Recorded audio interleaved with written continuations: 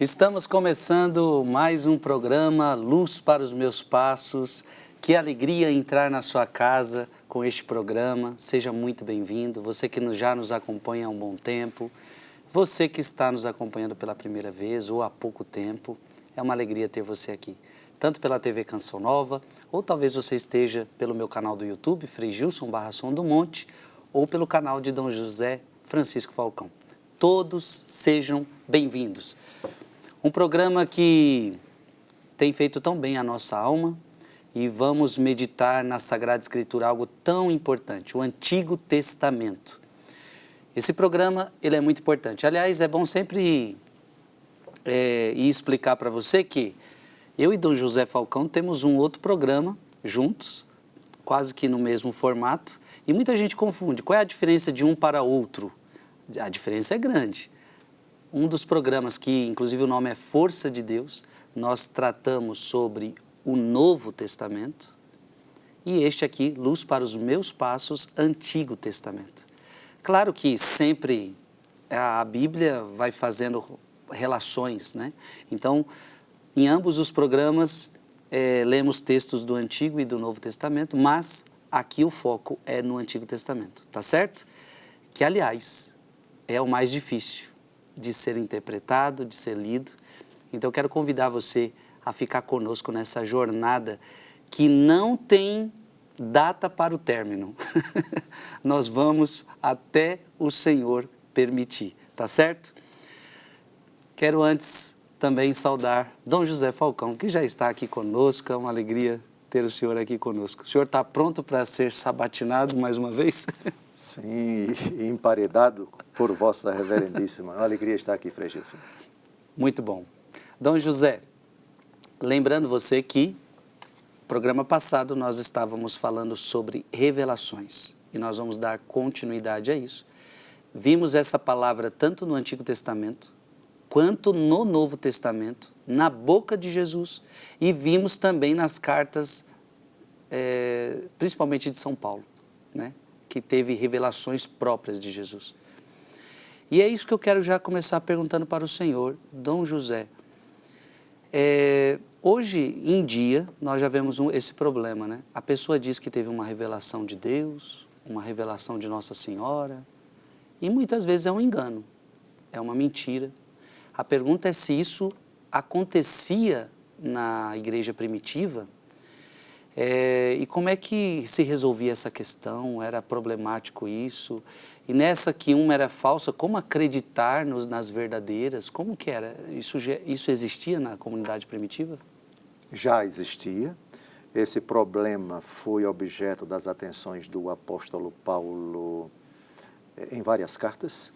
Uma das mais incisivas foi a segunda aos Tessalonicenses. Tessalônica, uma cidade da Grécia, e aliás uma das maiores cidades da Grécia hoje. No tempo de São Paulo, já era uma cidade grande, e ali havia uma comunidade cristã, que não só foi visitada pelo apóstolo Paulo, mas também objeto de duas de suas cartas. Os exegetas dizem que a carta mais antiga de todo o Novo Testamento, alguns defendem que foi a primeira aos Tessalonicenses. E alguns sustentam até que mais antiga do que a redação até do primeiro evangelho. Outros dizem que não, que o primeiro evangelho foi escrito, mas depois a primeira aos Tessalonicenses foi escrita. Em todo caso, é a mais antiga carta do apóstolo Paulo, de todas as que estão no Novo Testamento. A comunidade cristã de Tessalônica tinha um problema. Esse problema se referia à escatologia imediata. Escatologia, as últimas coisas. Pregava-se dentro da comunidade, alegando uma suposta revelação. Jesus está me revelando que ele vai vir muito em breve, muito em breve, muito em breve. Só que o conceito de muito em breve é muito relativo. O Apocalipse termina assim, eis que vem em breve, é uma frase do próprio Jesus, uma das últimas frases do Apocalipse. Só que alguns achavam que era tão imediatamente imediata a vinda de Jesus, que não trabalhavam. Cruzavam os braços, viviam na vadiagem, na vagabundagem, como se diz na minha terra. E aí o apóstolo Paulo escreve, essa temática aparece nas duas cartas. Era uma comunidade que estava sofrendo com essas interpretações de uma vinda imediata de Jesus para pôr fim à história, para julgar os vivos e os mortos, como nós professamos, que Jesus virá para julgar os vivos. Só que alguns membros da comunidade diziam, vai ser imediatamente, como se fosse na semana que vem, no mês que vem, ou não vai chegar o fim do ano, etc, etc. E aí, São Paulo descobriu que alguns se valiam dessa tese. São revelações que Deus Todo-Poderoso está mandando para mim, para fulano, para Beltrano, etc, etc. Bom, aqui está a resposta do apóstolo Paulo a essa problemática. Segundo aos Tessalonicenses, capítulo 2, versículos de 1 a 2. A resposta à pergunta do Frei Gilson é sim. Esse problema é tão antigo quanto a igreja. Por favor. No que diz respeito à vinda de nosso Senhor Jesus Cristo e nossa reunião com Ele, rogamo-vos, irmãos, não vos deixeis facilmente perturbar o espírito e alarmar-vos, nem por alguma pretensa revelação, nem por palavra ou cartas tidas como procedentes de nós, e que vos afirmassem estar iminente o dia do Senhor. Alguma pretensa revelação, nem por palavra, nem por carta. Ou seja, é como se São Paulo dissesse, olha, o que andam dizendo aí na comunidade? É uma pretensa revelação, não tem revelação dizendo que Jesus vai chegar, ou por palavra, ou por carta, enfim, não existe isto. Sim. O apóstolo Paulo reitera, todavia, que o Senhor vai chegar, que o Senhor está para chegar, que o Senhor virá. Essa é a expectativa da igreja. Os anjos, no começo dos Atos dos Apóstolos, que descrevem a ascensão de nosso Senhor, homens da Galileia, por que estáis aí a olhar para o céu? Esse Jesus que subiu, virá. Lembra disso? Sim, lembro. Pois bem, então virá.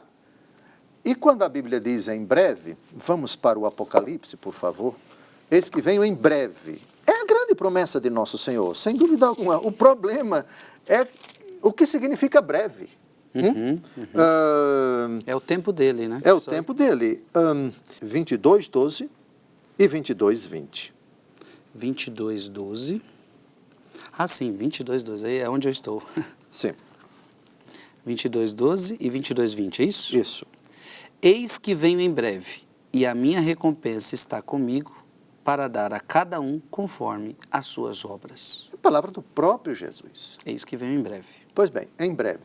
Só que o Salmo 89 diz que ensinai-nos a bem contar os nossos dias e dai-nos a sabedoria do coração, certo? A segunda Pedro, e a primeira também, citando um dos salmos, para Deus 1000 anos são como um dia que passou.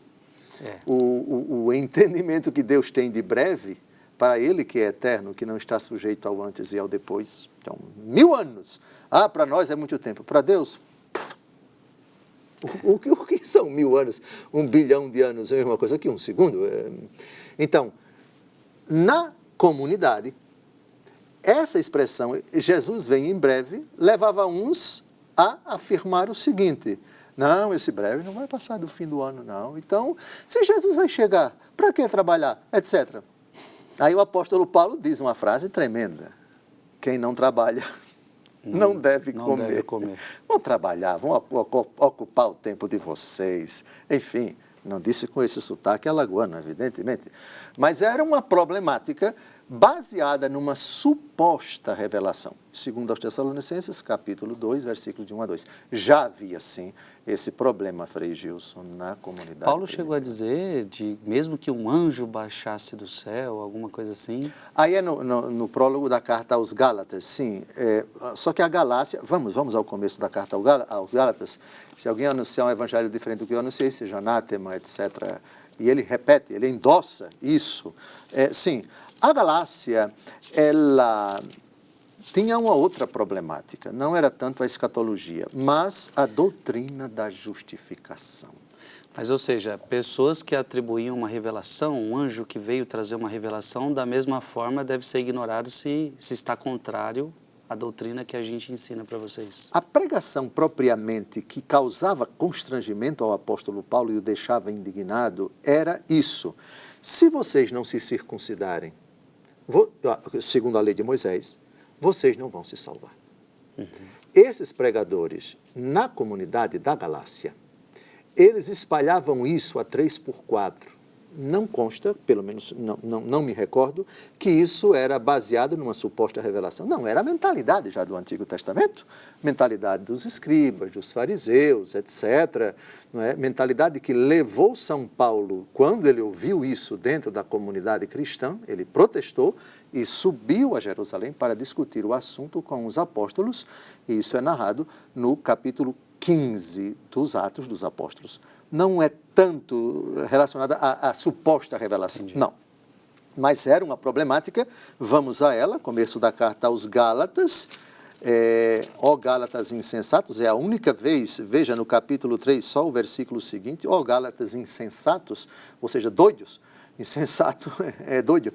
Ó Gálatas, mas ele não se refere a todos os membros da comunidade, mas a esses pregadores que defendiam que para você seguir Jesus Cristo e se salvar, você tinha que se circuncidar e observar a lei de Moisés. Então, o começo da carta aos Gálatas é uma investida do apóstolo Paulo contra esses pregadores. Gálatas insensatos. Leia, por favor, versículos... vamos ler até o versículo 9. Por quê?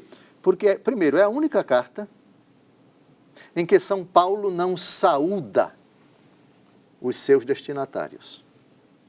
Se olharmos bem o começo da carta aos Romanos, Paulo, apóstolo aos cristãos de Roma, saúde os irmãos que estão em Roma, Gálatas, Romanos.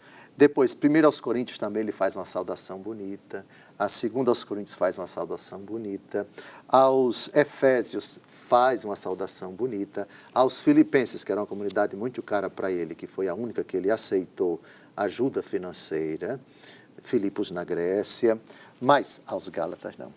Aqui ele já começa, como em linguagem alagoana, com 3 quentes e 2 fervendo.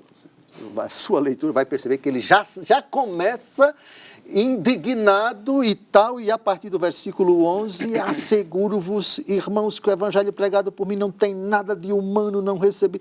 No versículo 6, estou admirado que tão depressa passeis daquele que vos chamou a graça de Cristo para um evangelho diferente. Uma problemática que realmente deixava o pregador, o autor da carta, indignado, preocupado. Então, digamos que é uma carta com um tom bem severo. Ele já começa colocando a dificuldade, o motivo principal da redação dessa carta. A doutrina da justificação, em todo o Novo Testamento, é impensável sem as cartas de São Paulo, e principalmente Romanos e Gálatas. Por favor. Paulo apóstolo, na parte de... Não da parte de homens, nem por meio de algum homem, mas por Jesus Cristo e por Deus Pai que o ressuscitou dos mortos. E todos os irmãos que estão comigo, as igrejas da Galácia, a vós graça e paz da parte de Deus nosso Pai e da parte do Senhor Jesus Cristo, que se entregou por nossos pecados para nos libertar da perversidade do mundo presente, segundo a vontade de Deus nosso Pai, a quem seja dada a glória pelos séculos dos séculos. Amém. Então, introdução respeitosa, educada, aqui não tem nada de carinho para com a comunidade, porque agora vem 3 quentes e 2 fervendo. por favor, versículo 6, até o versículo 10. Estou admirado de que tão depressa passeis daquele que vos chamou à graça de Cristo para um evangelho diferente. De fato, não há dois evangelhos, há apenas pessoas que semeiam a confusão entre vós e querem perturbar o evangelho de Cristo. Pronto. Percebeu aqui qual é a problemática? Pregadores, certamente oriundos do judaísmo, ou seja, cristãos convertidos do judaísmo, que pregavam a doutrina da justificação pela lei de Moisés, Sim. pelas obras da lei de Moisés e, obviamente, a circuncisão.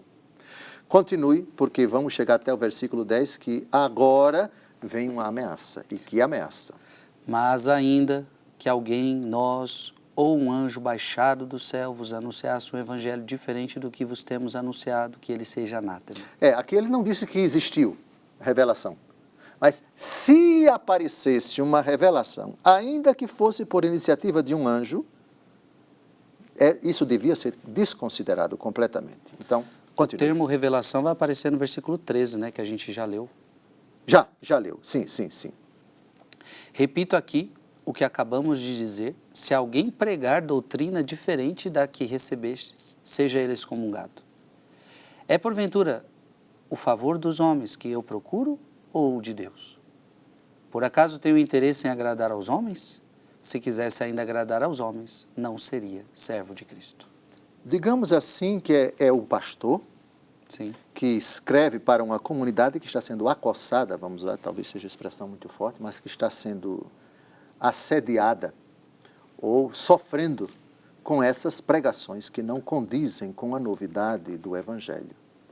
Então, daí a importância de se ter Gálatas e Romanos como dois livros do Novo Testamento fundamentais para nós compreendermos a doutrina da justificação. Uhum. A única vez que Jesus, nosso Senhor, utilizou, dos lábios de Jesus apareceu a palavra justificação, não foi nem o substantivo, mas foi o verbo justificar no particípio. Na parábola do... Saiu justificado. Voltou para casa Publicano. justificado e o outro não. É a única parábola. Então, ela é o ponto de partida para a doutrina da justificação e depois, obrigatoriamente, Romanos e Gálatas. Sim, é verdade. Interessante. Então, ou seja, havia confusões de pretensas pessoas que diziam ter revelações. Exatamente. E aí os apóstolos tinham que guardar a fé. Exatamente. Porque é uma confusão danada, né? Você, na comunidade, pessoas oriundas do judaísmo, que aqui não tem nenhum apóstolo e tal, a teologia deles não estava muito segura, e eles achavam que o Novo Testamento, a pessoa de Jesus, não trouxe nenhuma novidade, então a teologia é a mesma. Ele nasceu, ele foi judeu como nós, etc. Então, ele não veio abolir a lei e os profetas, não entendiam o que significa eu vim levá-los à perfeição. Tudo ainda era muito rudimentar. É o gênio apóstolo Paulo, é o crânio apóstolo Paulo quem vai colocar bem clara a doutrina da justificação.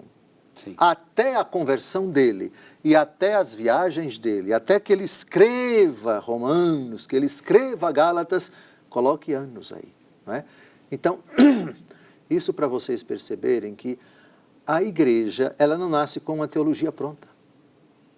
Tanto os livros do Novo Testamento precisaram de tempo para serem redigidos, como também a compreensão, a clareza, a distinção das realidades, a separação e, ao mesmo tempo, a continuidade do Antigo e do Novo Testamento, isso quem vai ser possível, vai ser concretizado, vai ser pregado, vai ser escrito na igreja após a conversão do apóstolo Paulo. Percebeu? Por causa disso, a genialidade dele, o papel imprescindível dele na era apostólica? Imprescindível. Dom José, então nós vimos um Deus que se revela no Antigo Testamento gradativamente. Nós vimos um Deus que se revela no seu próprio Filho, em Jesus Cristo. Vimos a revelação nas cartas apostólicas. A pergunta é se essa revelação cristã terminou ou não. Terminou? Acabou ou não? Perfeito. Aqui é preciso citar primeiro uma frase de Jesus no capítulo 16 do Evangelho segundo João. Já vá abrindo, por favor. É um trecho do discurso de despedida de nosso Salvador, ali nos versículos 12 e 13, João capítulo 16. Nosso Senhor vai dizer uma coisa maravilhosa. Eu tenho muitas coisas para dizer para vocês, mas vocês não são capazes de suportá-las agora. Pois bem. E, ao mesmo tempo, a revelação da pessoa de Jesus Cristo, morto, ressuscitado, elevado ao céu, sentado à direita do Pai, ela, enquanto tal, uma vez que Cristo consumou a sua obra, a revelação acabou. Não há nada de novo que possa ser acrescentado à revelação positiva após nosso Senhor e Salvador Jesus Cristo. Entenda-se, com a morte do último apóstolo. Até porque, qual é a primeira palavra do último livro da Bíblia? Revelação. Apocalipse significa revelação. Apocalipse significa revelação. Significa revelação. Aliás, a primeira palavra, revelação, a gente vai ver daqui a pouco. Apocalipse é uma palavra grega? Grega, que significa revelação. Entendi. Muito bem, então, Jesus pessoalmente revelou-nos muitas coisas. Na era apostólica, revelou outras. Agora, com a morte do último apóstolo, acabou a revelação positiva. Vamos primeiro a João 16, de 12 a 13, e depois vamos ao parágrafo 66 do Catecismo da Igreja Católica. Por favor, Frei Gilson, João 16, de 12 a 13. João 16, de João 12 16, a 13. de 12 a 13. Antes de ler, o senhor falou revelação positiva. Positiva. Eu já vi outros termos como revelação universal. Também é a mesma coisa? Eu Porque confesso... revelação particular e revelação universal. Bem, é aceitável essa expressão. A igreja utiliza mais pública a revelação para todos, pública e privada. Essa nomenclatura também pode ser aceita. Agora, lembrando também que há determinadas revelações particulares que são para todas as pessoas. Dou um exemplo. Sim. As aparições de Nosso Senhor Jesus Cristo a Santa Margarida Maria Lacoque, Coração de Jesus. Sim. São revelações privadas, mas a mensagem é para todo mundo. Santa Faustina Kowalska, a mensagem da Divina Misericórdia, Nosso Senhor Jesus Cristo apareceu para ela, mas as mensagens que ela colocou no seu diário, muito bonito, são para todas as pessoas. Então, veja, de certa forma, as revelações privadas têm um alcance universal, sobretudo quando elas têm, digamos assim, a chancela da igreja. Mas é uma nomenclatura interessante, aceitável, mas precisa matizar bem ela. Se eu não me engano, ela está em alguns documentos da igreja que Bem, eu já tenha lido. Bem, revelação universal? Também. Aceitemos, se a igreja utilizou. Dominus Jesus, talvez. A Dominus Jesus é um documento da congregação, outrora, Congregação para a Doutrina da Fé, a respeito da necessidade da igreja como sacramento de salvação. Exato, exato. Aí fala muito da revelação. Da revelação. Bem, vamos a João capítulo 16, de 12 a 13. Muitas coisas ainda tenho a dizer-vos, mas não a podeis suportar agora. Quando vier o Paráclito, o Espírito da verdade, ele vos ensinará toda a verdade, porque não falará por si mesmo, mas dirá o que ouvir e vos anunciará as coisas que virão. Pronto, então determinadas coisas Jesus não disse para a igreja, porque a igreja não tem condições de suportar essas coisas. Mas, com a vinda do Espírito Santo, o Espírito Santo ensinará toda a verdade. Isso se aplica a todos os instantes da história da igreja. A compreensão mais aprofundada que ela tem do mistério. Essa compreensão evolui. Essa compreensão amadurece. Pensemos, por exemplo, o dogma da Imaculada Conceição, proclamado apenas em 1854. Isso não significa dizer que a igreja não compreendia antes esse dogma, mas o amadurecimento da intuição dessa verdade, ele evoluiu ao longo da igreja. A igreja não inventa o dogma é o ponto de chegada de uma compreensão cada vez mais aprofundada de uma verdade de fé, contida explícita ou implicitamente na palavra de Deus. E a igreja define para ser crida por fé divina e católica aquela verdade. Pensemos também o dogma da Assunção de Nossa Senhora, 1950, isso para não citarmos outros dogmas mais anteriores, lá do passado. Então, veja, a compreensão amadurece, mas a revelação pública, por isso aqui nós vamos ver agora a citação do parágrafo 66 do Catecismo da Igreja Católica. Estamos a menos de 1 minuto e meio, mas veja, o Frei Gilson falou aqui de uma nomenclatura interessante, revelação universal.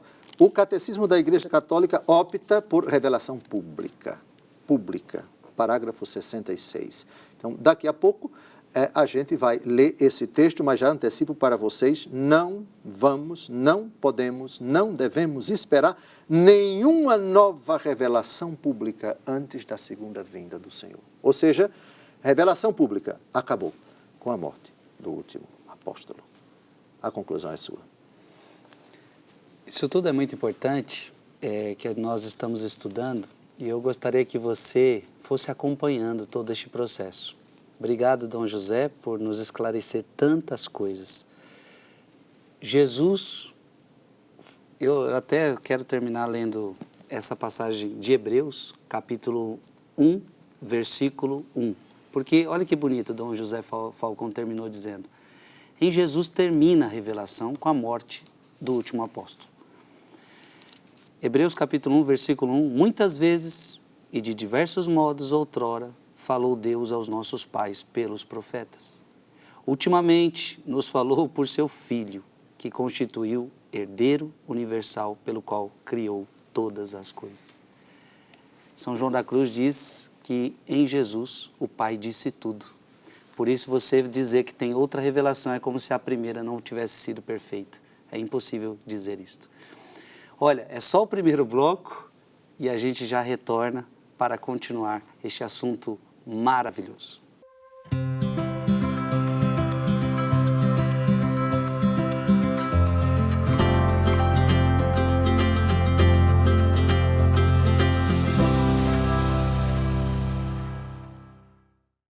Estamos de volta ao programa Luz para os Meus Passos.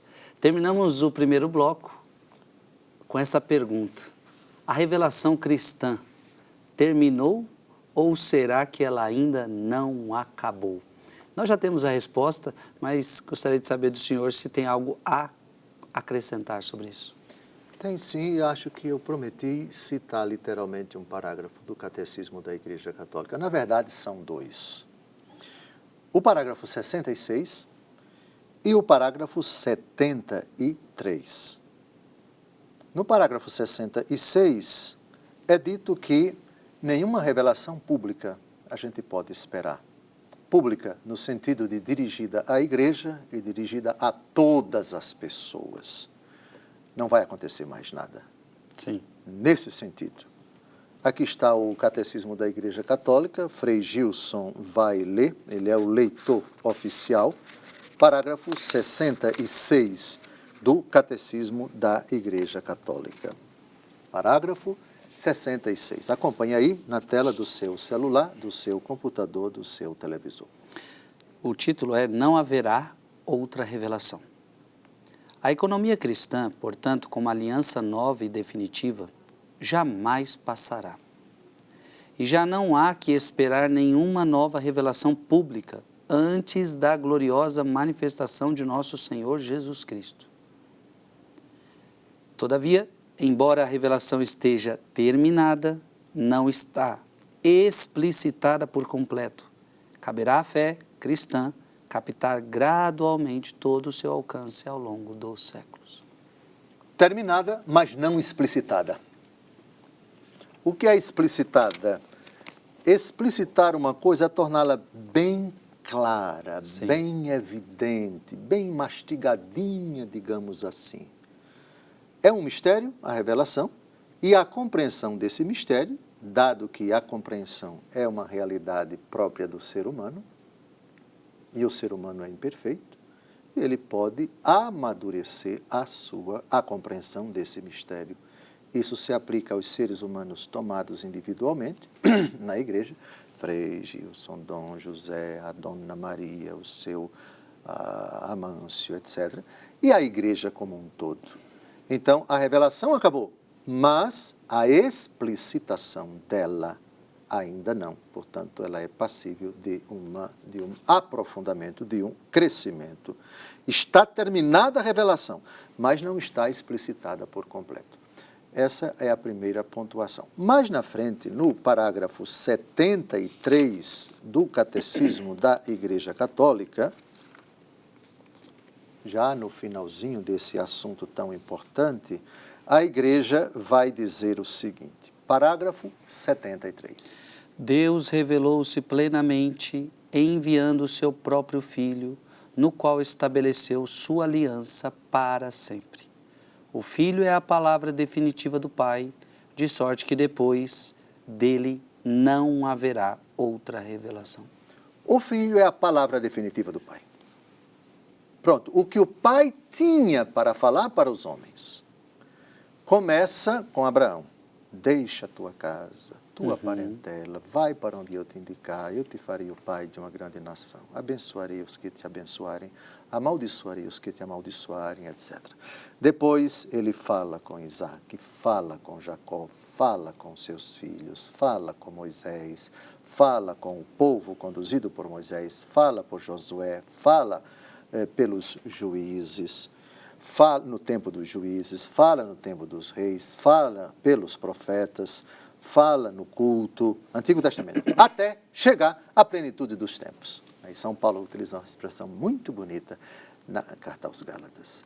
Na plenitude dos tempos, Deus enviou o seu Filho, nascido de uma mulher segundo a lei, para remir os que estavam sob a lei, etc., etc., para que nós recebêssemos a adoção e assim por diante. A carta aos Hebreus, o prólogo já lido por Vossa Reverendíssima também, Cristo é a palavra total, definitiva, acabada no sentido de terminada, de concluída da parte do Pai.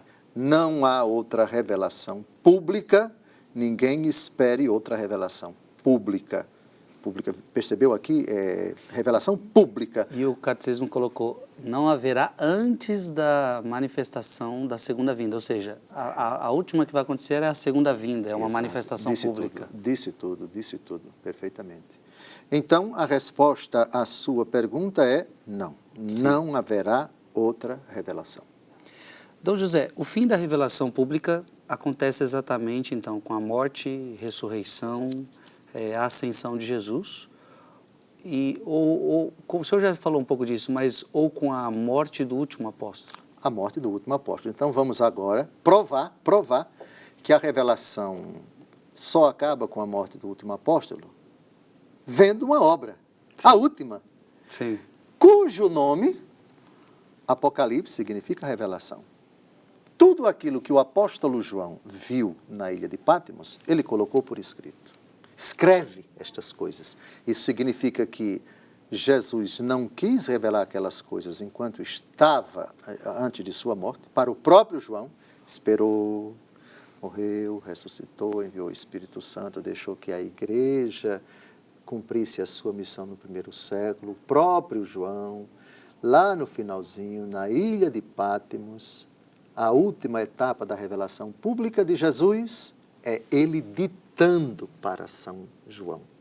Vamos então ao primeiro versículo do Apocalipse. Primeiro versículo do Apocalipse. Veja qual é a primeira palavra. A primeira palavra do último livro da Bíblia. A primeira palavra do último livro da Bíblia. Revelação de Jesus Cristo que lhe foi confiada por Deus para manifestar aos seus servos o que deve acontecer em breve. Ele, por sua vez, por intermédio de seu anjo, comunicou ao seu servo João. Pronto.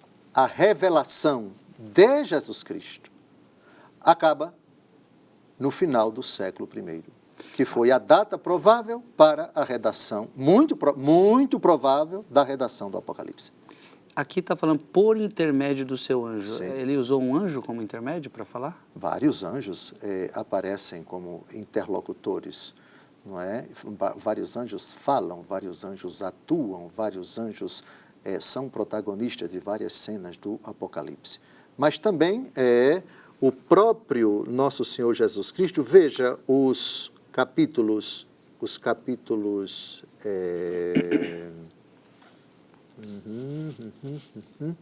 o capítulo 2, versículo 1, aqui é nosso Senhor Jesus Cristo ditando ao anjo da igreja de Éfeso, escreve. Pule agora para versículo 8, ao anjo da igreja de Esmirna, escreve. Pule agora para o versículo 12, ao anjo da igreja de Pérgamo, escreve. No versículo 18, ao anjo da igreja de Tiatira, escreve.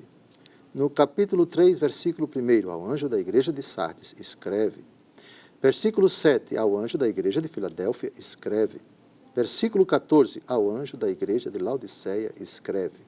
Além do que, toda a Escritura,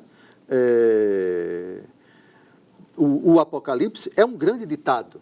Deus vai ditando, seja pessoalmente, Jesus intervém, Jesus fala, eu sou o alfa e o ômega. Sim. Aqui não é o anjo, sim. Aqui é o próprio Jesus. Né? Eis que venho em breve, não é o anjo que está falando.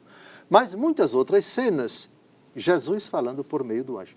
Dos anjos, porque são vários anjos. O anjo que tem a espada, o anjo que tem o poder de danificar, o anjo responsável pelos mares, pela terra, etc. O anjo que fecha a porta do abismo e assim por diante. Jesus com os seus instrumentos, com os seus ministros. Eu posso entender que quando o anjo fala, o anjo nunca falaria em primeira pessoa, o anjo sempre fala. Por exemplo, o senhor citou na ascensão, aquele que vocês viram, ele voltará em breve. Sim, aí é um anjo. Porque quando o senhor diz, eu sou o alfa, então não é um anjo falando. Não é um anjo. Em primeira pessoa. Exatamente. É o próprio Cristo. Exatamente. Vamos a essa frase para a gente perceber que aqui, quem está falando é o próprio Jesus. Apocalipse, capítulo 1, versículo 8. Leia. Eu sou o alfa e o ômega, diz o Senhor, Deus, aquele que é, que era e que vem, o dominador. Diz o Senhor Deus. Aqui é o próprio Jesus que está falando no tempo exato. decorrer. Mas veja, outros lugares do Apocalipse é o anjo falando. Vários anjos falando, na verdade. Né? Vamos agora a um outro texto clássico em que aqui é o próprio Jesus quem está falando. 17. Apocalipse 22, 17. Não, vamos começar... Tem no 13 de novo, nos versículos 6 e 7. Apocalipse 22, Apocalipse 22, de 6 a 7.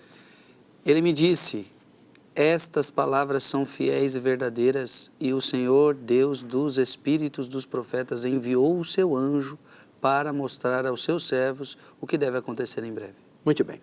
Agora, a frase do versículo 7, que é o próprio Jesus quem pronuncia. Versículo 7. Eis que venho em breve, felizes aqueles que põem em prática as palavras da profecia deste livro. Muito bem. Agora veja o Espírito Santo e a igreja dizendo em resposta ao Senhor. Versículo 17, por favor. O Espírito e a esposa dizem, vem. Possa aquele que ouve dizer também, vem. Aquele que tem sede, venha. E que o homem de boa vontade receba gratuitamente da água da vida. E a última frase de Jesus, no versículo 20, é o próprio Jesus quem diz, não é o anjo. Aquele que atesta essas coisas diz, sim, eu venho depressa. Amém? Vem, Senhor Jesus. Então, a resposta do Frei Jesus, a pergunta do Frei Jesus foi muito importante. No Apocalipse, aqui nós temos frases pronunciadas pelo anjo como depositário, como mensageiro de Deus, várias. Mas também temos frases pronunciadas pelo próprio Jesus Cristo. Eu sou o alfa e o ômega, uma delas, eis que eu venho depressa, enfim, também o próprio Jesus pronuncia. Sim, interessante. O senhor parece que tinha dito, gostaria de, por exemplo, carta aos Gálatas, porque vai falar de revelações. O senhor já citou algumas coisas a respeito disso? Gálatas falando das revelações? Citei. Porque o Frei Jesus fez uma pergunta, sua pergunta foi, a revelação acabou com a morte, ressurreição e ascensão de nosso Senhor Jesus Cristo ou com a morte do último apóstolo? Exato. A resposta, à guisa de síntese, com textos da Escritura, e eu escolhi Gálatas, Efésios e Apocalipse, todas elas já foram lidas. Acho que a gente nem precisa repetir, mas somente para dizer, a revelação, os apóstolos ainda vivos, ela se desdobrou. O próprio Jesus foi revelando aos apóstolos.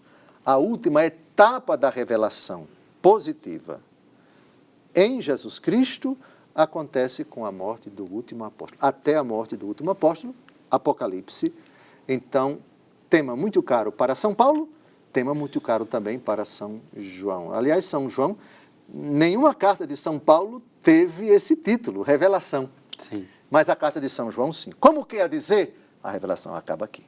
Olha, É a grande revelação que, aliás, ela tem uma aplicação para todos os momentos da história da igreja até a segunda vinda de Jesus. O Apocalipse é um livro profético, um livro que anuncia as coisas que virão e os desdobramentos na história da missão da igreja, com seus tormentos, com suas aflições, com as perseguições que as diversas instituições ao longo da história vão mover contra a igreja, o sangue derramado, etc. No tempo de Jesus, essa instituição era o Império Romano.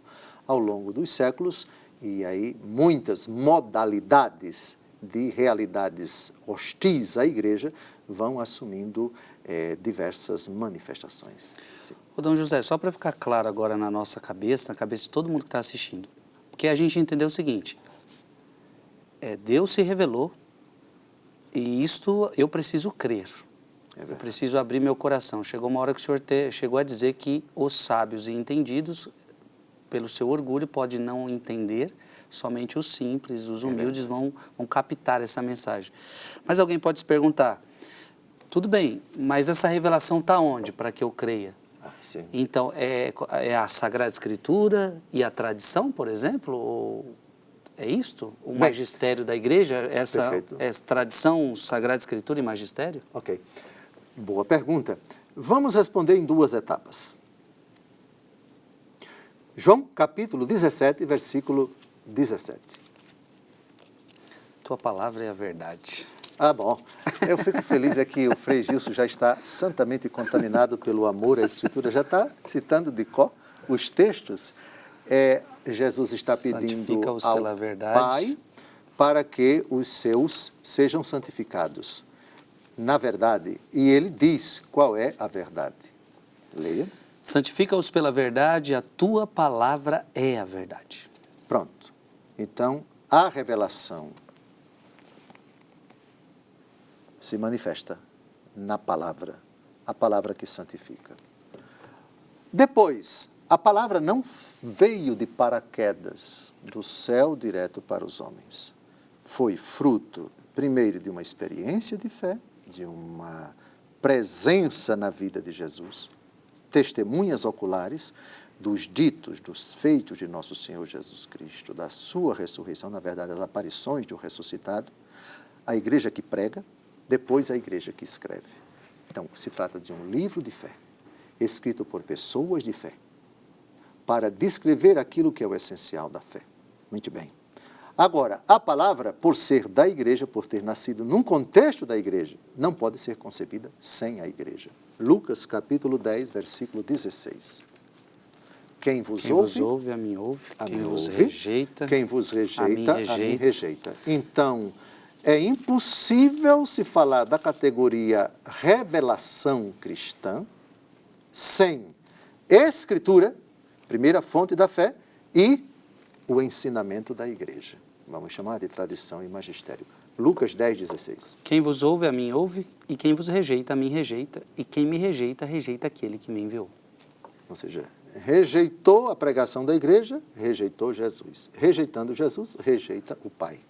Então, nós temos uma intrínseca relação entre o Pai e o Filho e a igreja. O Filho procede do Pai desde toda a eternidade, gerado, não criado, e ele, ao se encarnar, se torna cabeça da igreja, que é o seu corpo. Da mesma forma que é impensável você conceber a cabeça do Frei Gilson sem o corpo do Frei Gilson. Se cortar a cabeça, ele morre. Está unida pelo pescoço ao corpo. Da mesma forma, é a imagem paulina. Paulina, nós, embora sendo muitos, formamos um só corpo. E essa imagem da cabeça é que faz com que Cristo, que é a verdade, não seja separado nem do Pai que o enviou, nem da igreja que foi enviada por ele. Uhum. Muito bom. Creio que isso esclarece muita coisa. Porque aí, Dom José, qualquer outro livro que a humanidade tenha, que não tenha a ver com Jesus Cristo, que não tenha a ver com a Sagrada Escritura, e dizem que é uma revelação do alto, nós cristãos não damos crédito a isso. De forma alguma. Parágrafo 66, de novo, para que fique bem claro o ensinamento da igreja, contundentíssimo. Parágrafo 66, não se deve esperar nenhuma revelação pública depois de nosso Senhor e Salvador Jesus Cristo. A economia cristã, portanto, como aliança nova e definitiva, jamais passará. E já não há de esperar nenhuma nova revelação pública antes da gloriosa manifestação de nosso Senhor Jesus Cristo. Todavia, embora a revelação esteja terminada, não está explicitada por completo. Caberá à fé cristã captar gradualmente todo o seu alcance ao longo dos séculos. Sim, tem muitas coisas que nós não compreendemos completamente ainda e, por causa disso, a Igreja Católica não se pronunciou sobre isso. Sim. Porque ainda está, digamos assim, na fase das proposições, na fase do debate teológico e assim por diante. E, enquanto isso, a Igreja, muito prudentemente, não se pronuncia, porque a coisa, digamos assim, não está muito clara, os argumentos em favor Sim. e contra ainda são bastante ou claudicantes ou consistentes e tal, né? A Igreja não se pronuncia. Mas a revelação pública enquanto tal, o que é necessário saber para a nossa salvação, já foi colocado Sim. por escrito e acabou. Não há de se esperar mais nenhuma revelação pública. Mas aí como que a gente pode entender, e ainda mais nós como católicos, Dom José, quando nós vemos tantos santos, tantos homens de Deus e outros que talvez foram falsas revelações, mas as famosas revelações particulares. Se tudo já foi revelado, o que significam essas revelações particulares que trazem, querendo ou não, algumas novidades que nós não sabíamos às vezes e que se chamam revelações particulares? Como que o católico lida com isso? O Catecismo da Igreja Católica dedicou um parágrafo a esse assunto. O parágrafo 67. A Uniceia, com sua competência, já vai colocar aí na sua tela, mas é nos lábios do Frei Gilson que a Igreja agora vai dizer para todos vocês a posição da Igreja sobre as revelações, as chamadas revelações particulares. Essencialmente, elas não trazem novidade nenhuma, mas trazem aquilo que o parágrafo 66 diz, uma explicitação maior da revelação que já acabou. Sim. Vamos então à leitura. No decurso dos séculos, houve revelações denominadas privadas, e algumas delas têm sido reconhecidas pela autoridade da Igreja. Elas não pertencem, contudo, ao depósito da fé. A função delas não é melhorar ou completar a revelação definitiva de Cristo, mas ajudar a viver dela com mais plenitude e em determinada época da história. Guiado pelo magistério da Igreja, o senso dos fiéis sabe discernir e acolher que nessas revelações constitui um apelo autêntico de Cristo ou de seus santos à Igreja. A fé cristã não pode aceitar revelações que pretendem ultrapassar ou corrigir a revelação da qual Cristo é a perfeição. Este é o caso de certas religiões não cristãs e também de certas seitas recentemente que se fundamentam em tais revelações. Muito sábia a Igreja aqui, Forte, não é? hein? Forte. Muito sábia. Ou seja, ao longo dos séculos, muitas aparições, muitas revelações particulares. Para não citar todas, porque são 2000 anos, nossa Igreja tem 2000 anos. As aparições do arcanjo Gabriel, do arcanjo Miguel, nos famosos santuários, pensemos santuário Monte Gargano, na Itália, o santuário... Tem um na França, né? Na França, Saint-Michel, eu estive lá, tive a alegria. Também as aparições dos Santos Anjos da Guarda, revelações privadas a São Padre Pio. São Padre Pio tinha aparições com os anjos da guarda, o anjo da guarda aparecia a São Padre Pio, tantos outros santos, a revelação do coração de Nosso Senhor Jesus Cristo a Santa Margarida Maria Alacoque. Ana Catarina Emmerich. Catarina Emmerich tem os livros dela, as revelações da infância de Nosso Senhor, da paixão de Nosso Senhor. Por exemplo, Ana Catarina coloca coisas que nós não lemos na Bíblia, mas verdade, não sim. contradiz Sim. a Sagrada Escritura. Perfeito. Seria isso? Sim. Santa Bernadette Subiru, Lourdes, Jacinta, Francisco e Lúcia, os dois primeiros santos, a terceira em caminho disto. Juan Diego.